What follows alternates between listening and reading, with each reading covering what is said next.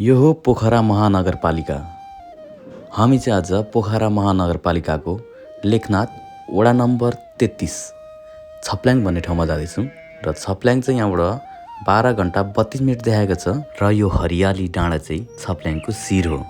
यो शिर चाहिँ एउटा ताबिज भनेर उभिएको छ। यहाँनिर चाहिँ छ्यामा बाजेहरू हुनुहुन्छ अनि यहाँनिर हाम्रो यता हिरो भाइ छ कान्छा बसिरहेछ खाना खाएर अहिले।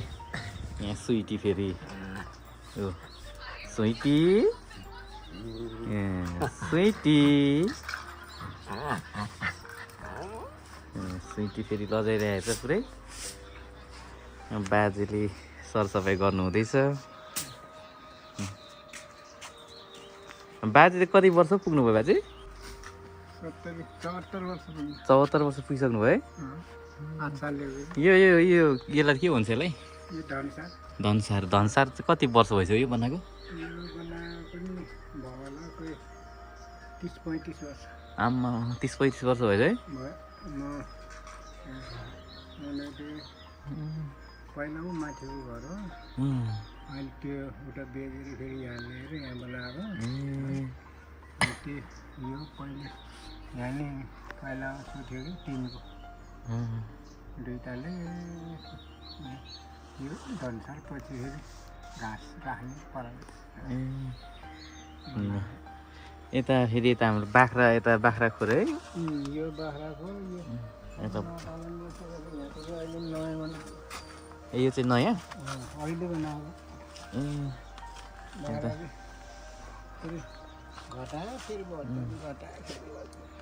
यता हाम्रो बाजे यतिका वर्ष यतिका बुढो भइसक्नु भयो, त्यही पनि आमा यत्रो काम याद चाहिँ पनि तन्दुरुस्त गर्नुहुन्छ। अब आफै बनाउनुहुन्छ।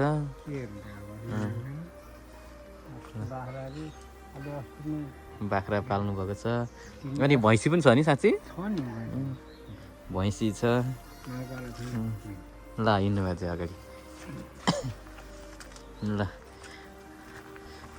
बाजे अझै पनि फुर्ती आम्मा।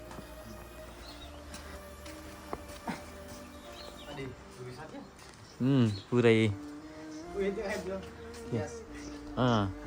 यता कुखुराहरू पाल्नु भएको छ। यहाँ गोबर ग्यास छ। यो गोबर ग्यास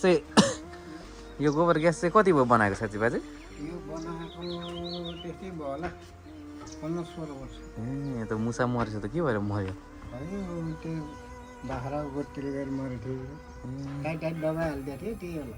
ए कति वर्ष भयो है? भयो 15-16 वर्ष। 15-16 वर्ष भयो यो पनि बनाएको। भनेपछि अहिले यहाँ गोबर ग्यास त यहाँनिर बाजेहरूले मात्रै युज गरेको होला, अरूले छैन? पहिले त गर्थ्यो अरे होइन? मैले सोधेको बनाएको त थियो अरे, तर युज गर्दैन अहिले। युज गर्ने भनेको हाम्रो बाजेले मात्रै भन्नुहुँदै थियो दाइले।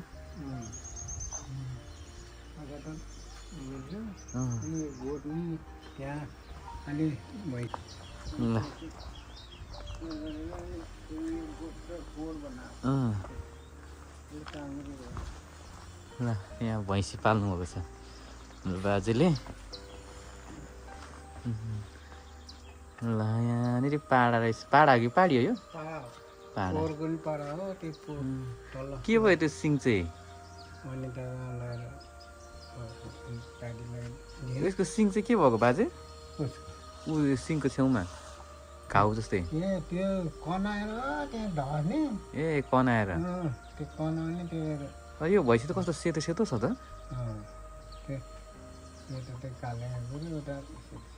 होइन सेतै खालको रहेछ त भैँसी त।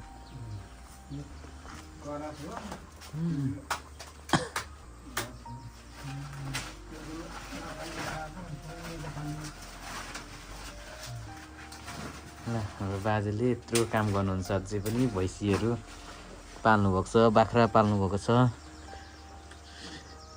ल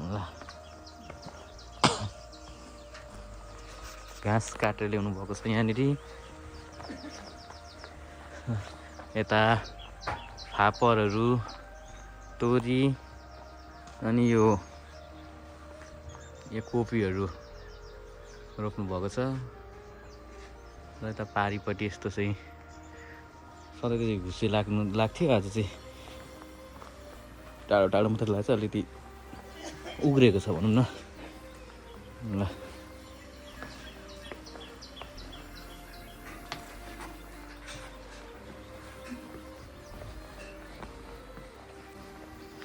यहाँनिर बाख्राले एउटै बाख्राले 3टा ब्याएको छ आज यहाँ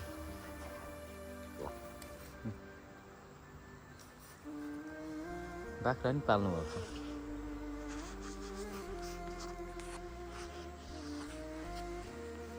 ए ल यति नै हो फेरि भेट्दै गरौँला अहिलेलाई चाहिँ भिडियोलाई स्थगित गर्न चाहन्छु हस्त धन्यवाद